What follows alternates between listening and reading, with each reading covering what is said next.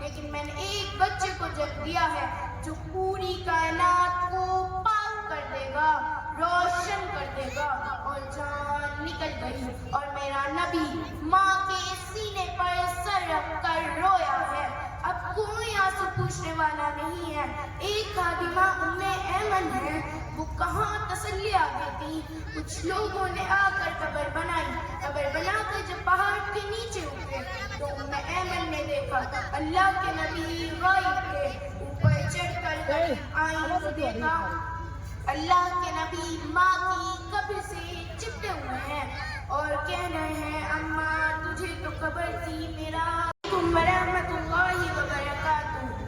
نحمده ونصلي على رسوله الكريم اما بعد قال النبي صلى الله عليه وسلم لقد أوذيت في الله وما يؤذي أحد أنى لهم الذكرى وقد جاءهم رسول مبين ثم تولوا عنه وقالوا معلم مجنون۔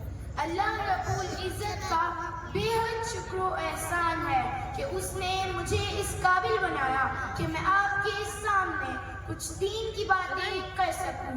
یقیناً یہ اللہ کے فضل سے ہی ممکن ہے، ورنہ کہاں میں اور کہاں یہ نکھرتے گل۔ نسیم صبح یہ تیری مہربانی، خیر بہرحال میں نے جو قرآن کریم کی آیت تلاوت کی ہے اور حدیث رسول صلی اللہ علیہ وسلم پڑھی ہے، اس کو پڑھ کر اندازہ ہوتا ہے کہ ہمارے نبی تاجدار مدینہ محمد عربی صلی اللہ علیہ وسلم ہم تک اس دین کو پہنچانے کے لیے کتنی تکلیفیں اٹھائیں، کتنی مصیبتیں برداشت کی، کتنے تانے برداشت کیے اور نہ جانے کتنے پتھر کھائے ہیں ہم تک اس دین کو پہنچانے کے لیے۔ لہٰذا میں اللہ کے رسول کی زندگی بیان کرنے کی کوشش کروں گی جس میں اللہ کے رسول صلی اللہ علیہ وسلم کو کلمہ طیبہ کی خاطر اتنا ستایا گیا کہ اللہ کے رسول صلی اللہ علیہ وسلم کو کہنا پڑا لقد اوذیت فی اللہ وما یؤذی احد، کہ اللہ کی راہ میں جتنا مجھے ستایا گیا اتنا کسی نبی کو، کسی رسول کو، کسی ولی کو، کسی بزرگ کو نہیں ستایا گیا۔ اللہ کی راہ میں جتنا میرا نبی رویا اتنا کوئی نہ رویا، جتنا وہ تڑپا اتنا کوئی نہ تڑپا۔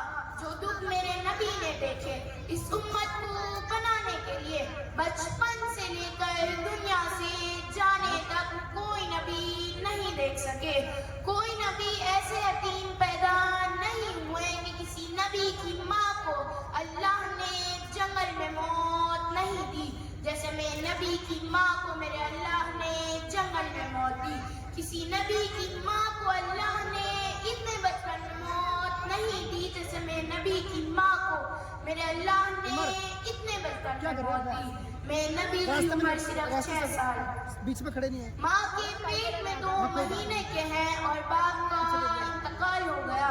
پتہ نہیں ہے کہ باپ کون ہے، باپ دیکھا ہی نہیں، 6 سال کے ہو گئے ہیں، سارا کچھ ماں ہے، باپ بھی ماں ہے، ماں بھی ماں ہے، بہن کوئی نہیں تو بہن بھی ماں ہے، بھائی کوئی نہیں تو بھائی بھی ماں ہے، سب کچھ ماں ہے، گود بھی ماں ہے، سلانے والی بھی اماں، چلانے والی بھی اماں، بیٹھانے والی بھی اماں، کھلانے والی بھی اماں۔ میرے نبی کو تو ماں کی ضرورت تھی کہ میرا نبی جوان ہوتا، شادی کرتا، اولاد ہوتی، پھر ماں کا سہارا لے لیا جاتا۔ میں قربان جاؤں آپ کی عمر صرف 6 سال اور آپ مدینہ گئے ہیں اپنی ماں کے ساتھ اپنے خاوند کی قبر کی زیارت کے لیے۔ حضرت آمنہ نے سفر کیا، وہاں پہنچی، 1 مہینہ قیام کیا، واپس شروع ہوتی ابا کے مقام پر 3 افراد۔ میرے نبی کی ماں کو صرف 25 سال کی عمر میں ہارٹ اٹیک نے پکڑا۔ وہ گنی، وہ 40-50 فٹ اونچا پہاڑ ہے جہاں میں نبی کی ماں پر موت نے وار کیا اور संभाल लेते, ये मौत मक्का में आती तो दाद के संभाल लेते।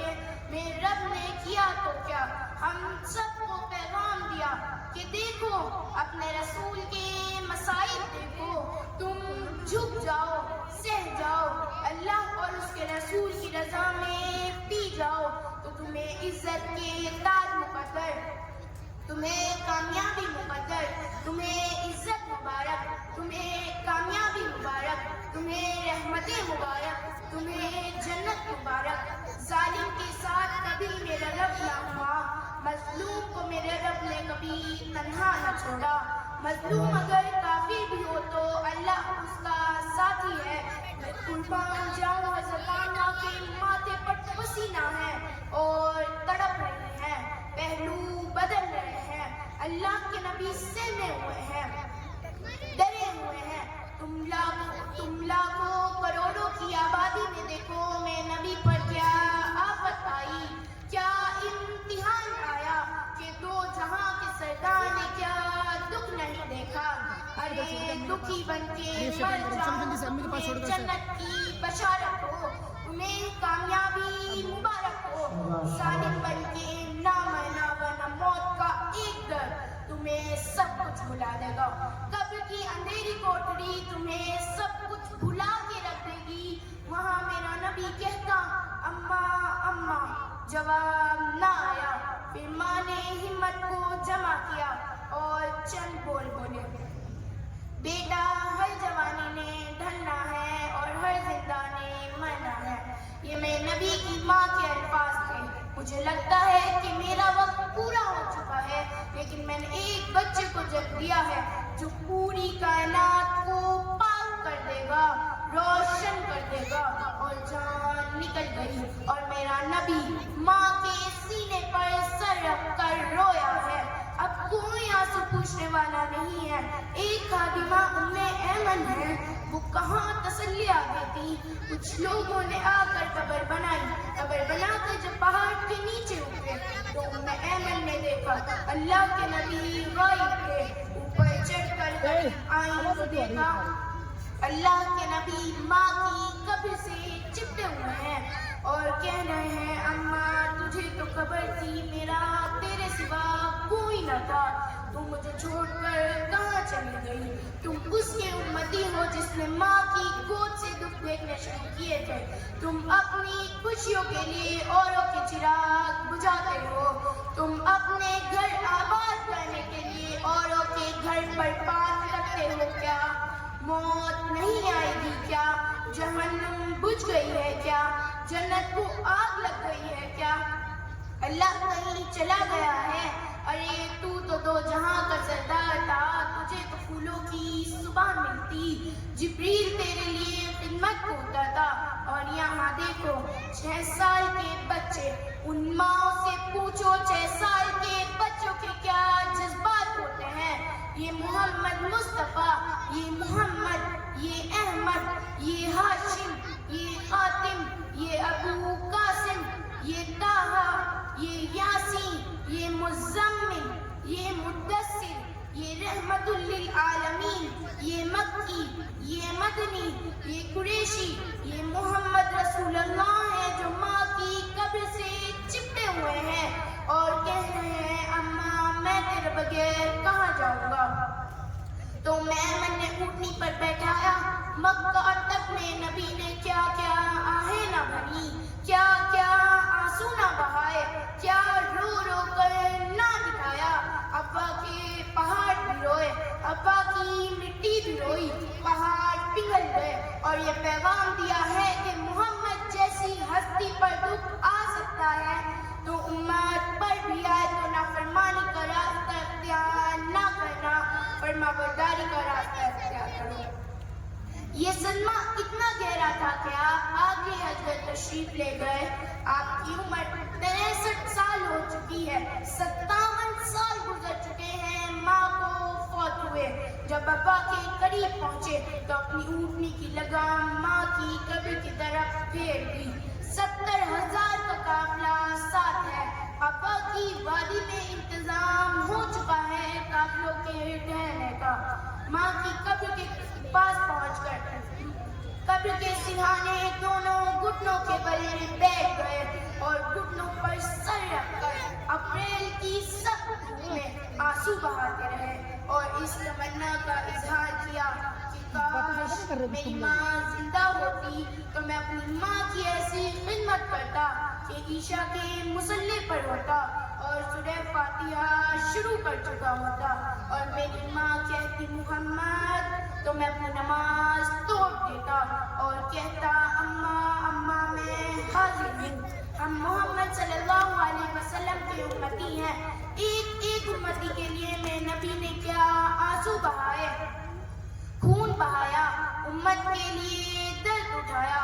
ارے میں کیا بیان کروں, احد کی جنگ میں عتبہ بن ابو قاسم نے پتھر مارا, وہ پتھر میرے نبی کے منہ پر لگا, آپ پیچھے گڈھے میں گر گئے, اس کا کنارہ آپ کی گردن میں لگا, آپ بے ہوش ہو گئے, دانت ٹوٹ گئے, چہرہ زخمی ہو گیا. صحابہ سمجھے کہ آپ کا انتقال ہو گیا. 10 صحابی نے آپ کو گھیرے میں لیا ہوا تھا.